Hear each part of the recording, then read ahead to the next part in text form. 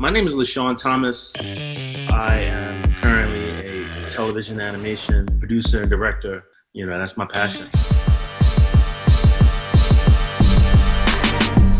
I'm from the South Bronx, New York City, born and raised 152nd between 10 and Union Avenue. I was born in 75, so I grew up, when hip hop grew up in the South Bronx.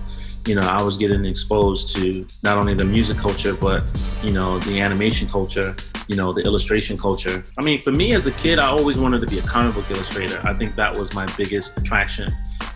Growing up in my neighborhood, they were just available. You can get comic books, at the bodegas, you can get comic books at the newspaper stands. And I just love storytelling and I love drawing.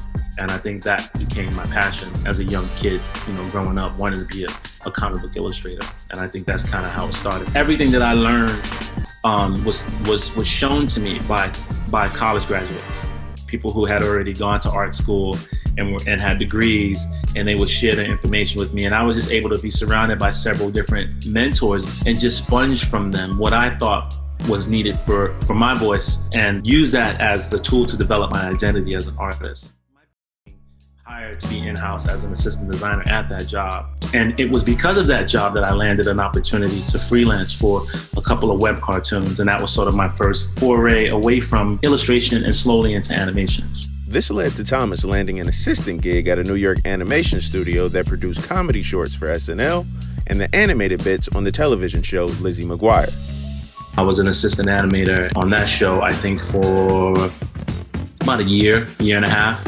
And then I branched off into freelance storyboarding work for different projects, and then jumped into studio production work in Hollywood at Sony Animation with the Boondocks.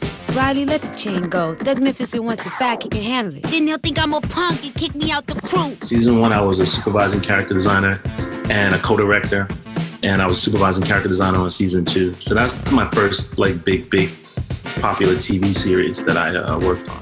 But those ideas, those people, those are the ones who are not afraid to accept failure. And what I've learned in this story, this short story, is that you have to anticipate failure if you intend to innovate. Nothing happens if you don't try. And although I was a fish out of water in this country, I didn't let my shortcomings stop me. Thank you, Ryu. I didn't let my shortcomings stop me. And I learned from those mistakes. And I think one of the biggest lessons I can get out of this is you have to think about the decisions you make and how any decision you make that's based on your dreams is worth it. Nothing worth having comes easy. And you also have to remember, and I think, which is the most important lesson I learned, was that you have to be willing to do what others won't to achieve what others don't. Kamsahamnida.